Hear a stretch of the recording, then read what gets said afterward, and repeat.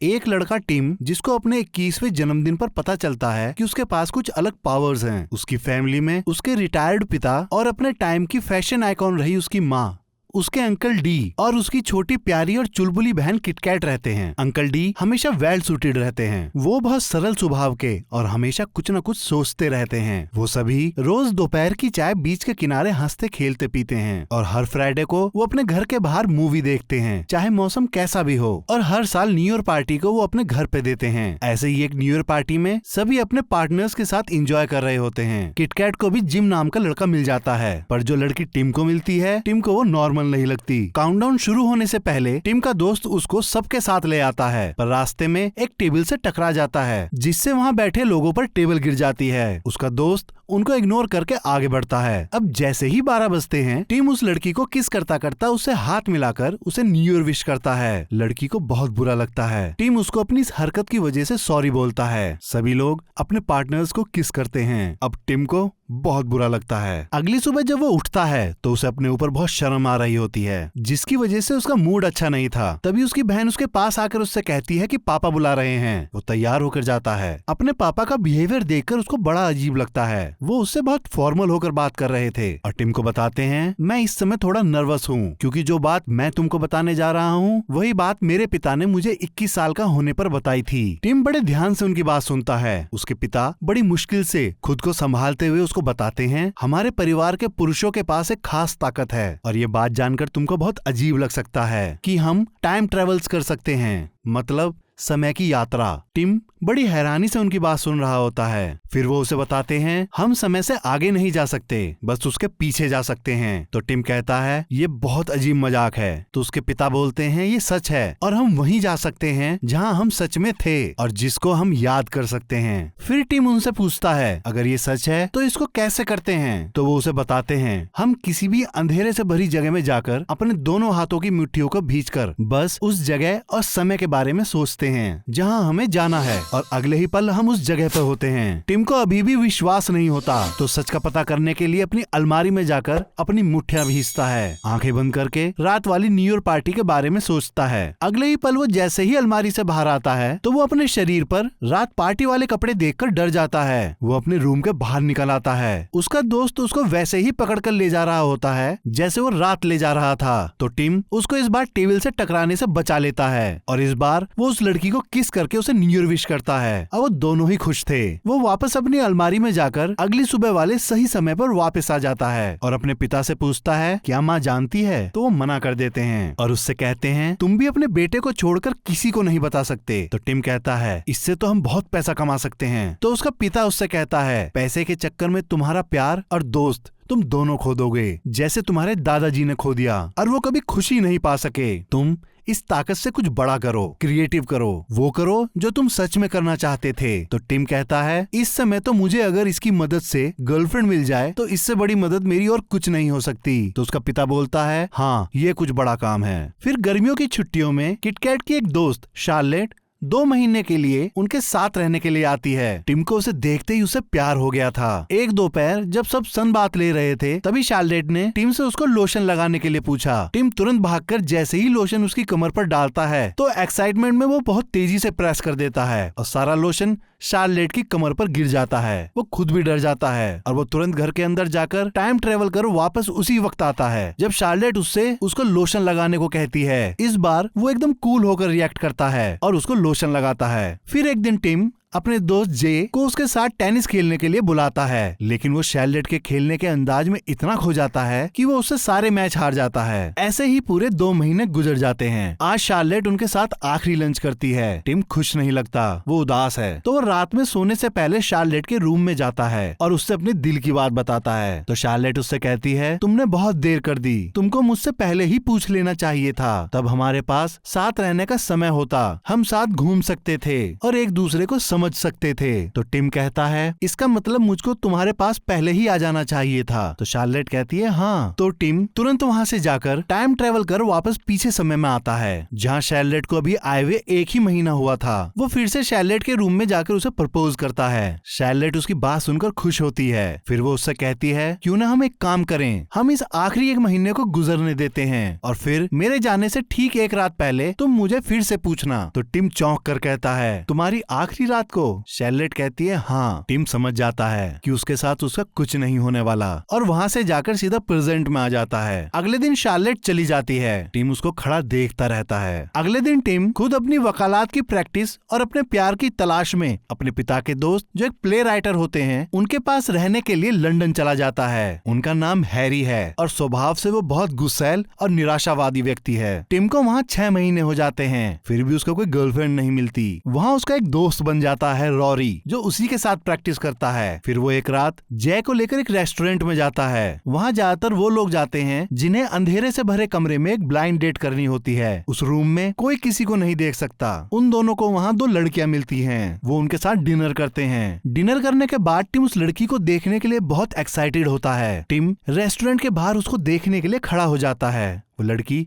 बाहर आती है। दोनों एक दूसरे को पहली बार देखते हैं। टिम बिना समय गवाए उससे उसका नंबर मांगता है। वो अपना नाम मैरी बताती है और उसे अपना नंबर दे देती है और वहाँ से चली जाती है। टिम न जाने कितने टाइम के बाद इतना खुश होता है। वो मुस्कुराता हुआ अपने घर पहुँचता है। वहाँ हैरी उसको बताता है आज थिएटर में उसका प्ले था। तो टिम पूछता है वो कैसा रहा? तो हैरी बताता है मेरे प्ले का मुख्य किरदार एंड टाइम में अपने डायलॉग्स भूल गया और ये मेरी जिंदगी का सबसे भयानक प्ले बन गया। अब कुछ नहीं बचा। तभी टिम अपने रूम में जाकर वापस पास्ट में आता है। ठीक प्ले शुरू होने से पहले वो तुरंत प्ले के किरदार के पास जाकर उससे कहता है प्ले स्टार्ट होने से पहले एक बार आपको अपनी आखिरी लाइन को पढ़ लेना चाहिए। तो वो टिम पर गुस्सा करके उसे भगा देता है, पर वो अपनी आखिरी लाइन पढ़ लेता है। अब प्ले के समय वो बहुत अच्छे से अपने किरदार को निभाता है। सब उसके एक्ट पर ताली बजाते हैं। तभी उसका दूसरा किरदार अपने डायलॉग्स भूल जाता है। तभी टिम को पता चलता है असल में लाइन ये दूसरा वाला भूला था। तो जल्दी से वापस पास्ट में जाकर उसके सारे डायलॉग्स को बोर्ड पर लिखकर उसे दिखाता है। फिर वो किरदार उनको पढ़ता हुआ एकदम सही अभिनय करता है, जिसकी वजह से प्ले हिट हो जाता है। हैरी बहुत खुश होता है और सबको पार्टी देता है। फिर टिम मैरी को उस पार्टी में इनवाइट करने के लिए जैसे ही उसे कॉल करने के लिए अपना फोन निकालता है, उसमें उसका नंबर ही नहीं मिलता। तभी उसे याद आता है कि हैरी के प्ले के चक्कर में जो टाइम ट्रेवल उसने किया था उसकी वजह से उसकी मुलाकात मैरी से हुई ही नहीं है। सारा पास्ट बदल चुका था। वो वापस भागकर उस रेस्टोरेंट में जाकर उसके बारे में पूछता है, क्योंकि वो दोनों लड़कियां वहाँ आई थी पर किसी और के साथ उनकी डेट थी। लेकिन वहाँ टिम को कुछ नहीं पता चलता।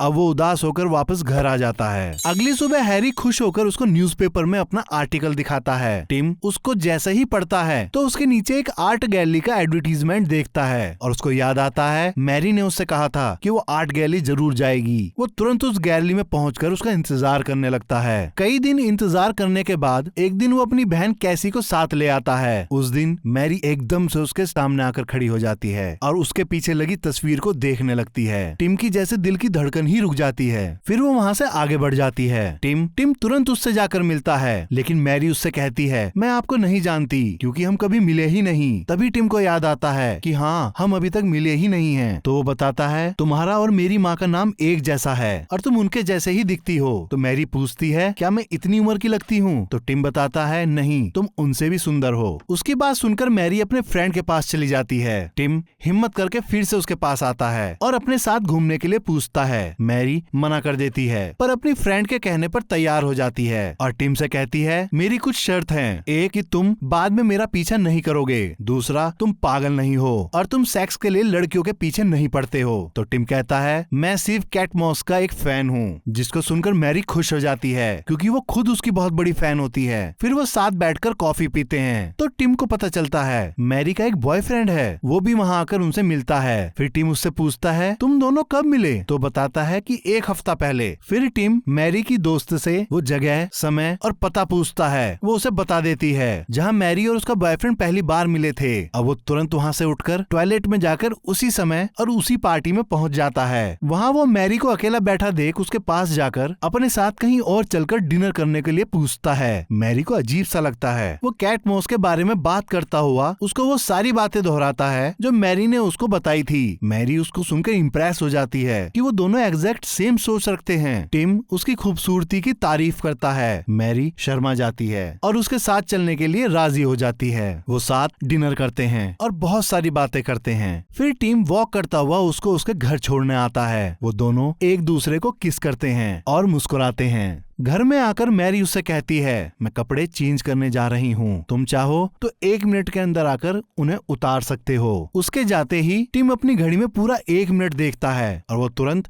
मैरी के पास चला जाता है। वो घबराता हुआ इंटीमेट होता है। उसके बाद टिम कहता है, अगली बार ये इस बार से बेहतर होगा, और फिर वापस पास्ट में जाकर फिर से अंदर आता है और इस बार उसको कोई घबराहट नहीं होती और वो दोनों उन लम्हों को एंजॉय करते हैं। टिम तीसरी बार फिर से पास्ट में जाकर इस मूवमेंट को रिपीट करता है, पर इस बार वो एक पल भी नहीं गवाता। अगली सुबह उन दोनों के लिए एक नई जिंदगी की शुरुआत थी। वो अपनी लाइफ बहुत एंजॉय करने लगते हैं। फिर एक रात को टिम मैरी से अपने साथ प्ले देखने के लिए पूछता है। वो कहती है, प्ले मुझे कभी पसंद नहीं आते। तो अगले दिन टिम अपने दोस्त रॉरी के साथ वहाँ जाता है। वहाँ उसको शार्लेट दिखाई देती है तो अपने दोस्त को बताता है वो मेरा पहला प्यार था और उससे मिलने चला जाता है। शार्लेट टिम को देखते ही उसे गले लगा लेती है और अपनी फ्रेंड टीना से मिलवाती है। तो टिम को लगता है शार्लेट लेस्बियन है और इसी वजह से उसने टिम को मना कर दिया था। इस बात से वो बहुत रिलैक्स होता है, लेकिन सब गड़बड़ हो जाने की वजह से टिम टाइम ट्रेवल कर वापस आता है। लेकिन इस बार वो पहले से ज्यादा गड़बड़ कर देता है तो वो फिर से टाइम ट्रेवल करता है, पर इस बार वो शार्लेट से नहीं मिलता। थिएटर के बाहर निकलते ही शार्लेट टिम को देख लेती है और उसे गले लगा लेती है। फिर अपनी गर्लफ्रेंड को टिम से मिलवाती है। टिम का दोस्त उसे देखते ही उसका दीवाना सा हो जाता है और उसको इमेजिन करने लगता है। शार्लेट उसको दोबारा फिर से मिलने की बात कहकर अपनी गर्लफ्रेंड के साथ वहाँ से चली जाती है, पर तभी वो वापस पलट कर आती है और टिम से कहती है, मैंने अपनी गर्लफ्रेंड को डिनर करने के लिए भेज दिया है। और टिम से पूछती है, क्या हम दोनों साथ चलकर कहीं डिनर कर सकते हैं? फिर वो दोनों साथ डिनर करते हैं। शार्लेट बहुत इंजॉय करती है और उससे कहती है, अगर मैं वापस समय में जा सकती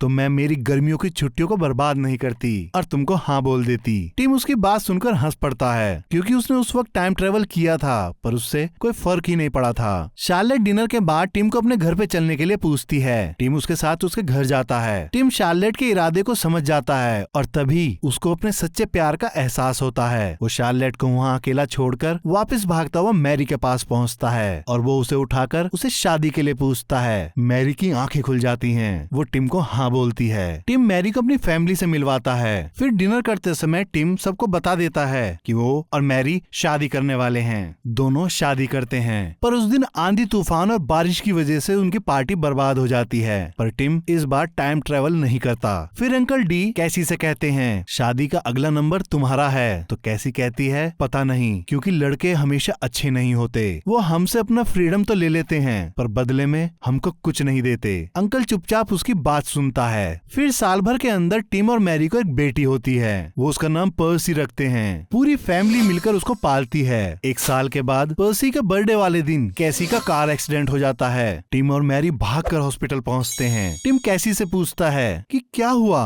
वो बताती है उसका उसके बॉयफ्रेंड के साथ झगड़ा हुआ था और मैं गुस्से में वहाँ से निकल गई। मैं गाड़ी चला रही थी और झगड़े की वजह से परेशान थी, तभी एक्सीडेंट हो गया। टिम उसके बॉयफ्रेंड से सारी बात पूछता है कि तुम्हारा झगड़ा कब और कहाँ हुआ था और वो टाइम क्या था। वो उसे बता देता है। तो टिम टाइम ट्रेवल करके झगड़े से ठीक पहले पहुंचकर किट कैट को खुद अपने घर ले आता है। इससे वो होने वाले एक्सीडेंट से बच जाती है। फिर टिम उससे पूछता है, आखिर क्या हुआ है, तुम बदल क्यों गई हो, पहले के जैसे चहकना शैतानी सब कहाँ चली गई। तो वो उससे बताती है कि उसके बॉयफ्रेंड को चूज करना उसकी जिंदगी का सबसे गलत फैसला था। जैसा मैं चाहती थी वैसा कुछ नहीं हुआ और अब ये जिंदगी बेमानी सी लगती है। उसकी बात सुनकर टिम कैसी से प्रॉमिस लेता है और उससे कहता है, अब मैं जो तुमको बताने जा रहा हूँ उसके बारे में तुम कभी किसी से नहीं कहोगी। वो उससे कहता है कि मैं टाइम ट्रेवल कर सकता हूँ और किटकैट को लेकर अलमारी में जाकर उसका हाथ पकड़कर आंखें बंद करने को कहता है और कुछ ही पलों में वो उस समय लौट आता है जब उसके घर न्यू ईयर पार्टी हो रही थी। कैसी ये सब देखकर चौंक जाती है। इस बार टिम कैसी को उसके बॉयफ्रेंड से मिलने मिलने नहीं देता। तो वो देखती है उसकी जगह उसका बॉयफ्रेंड किसी और लड़की से मिलता है। तभी कैसी समझ जाती है अगर उस रात वो उसे नहीं मिलती तो भी उसका बॉयफ्रेंड किसी न किसी को प्रपोज करता। फिर किटकैट जिम के पास जाकर उससे कहती है ये मुझे पहले ही कर देना चाहिए था, और जोर से घूंसे और लात मारती है। टिम उसको वापस अपने समय में ले आता है। किटकैट को एहसास होता है कि उसने टिम के बेस्ट फ्रेंड जे से शादी की है। वो बाहर आकर जे को किस करती है। जे उसे बहुत प्यार करता है। किटकैट की शरारत, बचपना सब वापस आ गए थे। टिम अब अपनी बहन को लेकर बहुत खुश था। वो अपने घर पहुंचता है और देखता है कि उसकी बेटी पर्सी की जगह उसका बेटा है। वो कुछ समझ नहीं पाता तो वापस टाइम ट्रेवल करके उस समय में अपने पिता के पास जाता है जब उसको पर्सी हुई थी। वो उनसे पूछता है मैं इस बच्चे के पैदा होने के समय के पीछे जा तो पा रहा हूँ लेकिन कुछ ठीक नहीं कर पा रहा हूँ। तो उसका पिता उसको बताता है मैं तुम्हें बताना भूल गया, अगर तुम बच्चे पैदा होने के बाद उससे पीछे के समय में ट्रेवल करोगे तो उसके होने का समय और वही शुक्राणु नहीं मिलेगा। इसलिए बच्चे के जन्म के बाद तुम उसके जन्म के पहले जा तो सकते हो लेकिन कुछ बदल नहीं सकते, और अगर कुछ बदला तो ये बच्चा बदल जाएगा। इसलिए जो कुछ भी हुआ है उसे होने दो। ये सब जानकर टिम किटकैट का एक्सीडेंट होने देता है और फिर उसके ठीक होने का इंतजार करता है। तभी किटकैट डिसाइड करती है कि वो अपने बॉयफ्रेंड को छोड़ देगी। तो टिम किटकैट को बताता है कि जे को तुम पर हमेशा से क्रश रहा है। किटकैट ये जानकर चौंक जाती है और खुश होती है। टिम वापस घर आता है। वो देखता है वहाँ फिर से उसकी बेटी पर्सी है। फिर वो मैरी से कहता है हमको एक बच्चा और प्लान करना चाहिए। अब वो दोनों 2 बच्चों के पेरेंट्स थे। फिर एक दिन टिम को उसकी माँ का कॉल आता है। वो बताती है तुम्हारे पापा को कैंसर है। फिर वो मैरी और किटकैट के साथ घर पहुँचता है तो उसको पता चलता है कि टाइम ट्रेवल कैंसर को ठीक नहीं कर सकता। टिम अपने पिता से पूछता है हमारे पास कितना समय है, तो वो बताते हैं शायद 1 हफ्ता। ये सुनकर वो अपने पिता को गले लगा लेता है। फिर उसका पिता उसको अपने कुशल जीवन जीने का रहस्य बताता है। वो कहता है तुम हर दिन को 2 बार जियो, पहले रोज की सभी परेशानियों और तनाव के साथ, लेकिन दूसरी बार उन सभी तनावों को भुलाकर देखना ये दुनिया कितनी प्यारी हो सकती है। टिम वैसा ही करता है। वो एक ही दिन को जब 2 बार जीता है तो देखता है कि अगले दिन वो सारी नेगेटिव पॉजिटिव में बदल गया है। फिर एक दिन टिम के पिता गुजर जाते हैं। सब इकट्ठा होते हैं लेकिन टिम टाइम ट्रेवल करके अपने पिता के पास वापस आता है और उनके साथ समय बिताता है। अपने पिता के गुजर जाने के बाद वो अक्सर टाइम ट्रेवल करके उनके पास वापस आकर उनके साथ समय गुजारा करता है। फिर एक दिन मैरी टिम से तीसरे बच्चे को फैमिली में लाने की बात करती है। टिम उसकी ये बात सुनकर परेशान हो जाता है क्योंकि वो जानता है अगर तीसरा बच्चा आया तो पास्ट में जाकर अपने पिता से कभी नहीं मिल पाएगा। इसलिए वो मैरी से बच्चे के लिए थोड़ा समय मांगता है। वो मान जाती है। फिर कुछ समय के बाद मैरी प्रेग्नेंट हो जाती है और उसका वो तीसरा बच्चा होने से पहले टिम फिर से टाइम ट्रेवल करके अपने पिता के पास आता है। वो साथ टेबल टेनिस खेलते हैं। टिम उनको बताता है वो आज के बाद उनसे नहीं मिल पाएगा।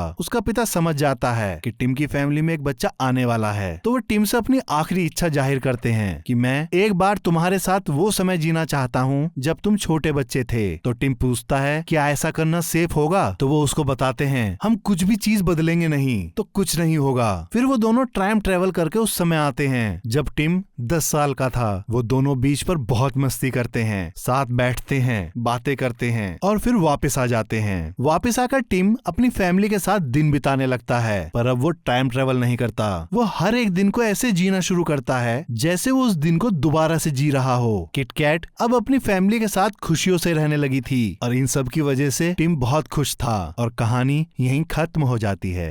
आशा करता हूँ कि आप सभी को ये एक्सप्लेनेशन पसंद आई होगी। और भी मूवी के एक्सप्लेनेशन सुनने के लिए आप हमारे इस चैनल को लाइक करें, सब्सक्राइब करें और साथ ही बेल आइकन दबाना ना भूलें।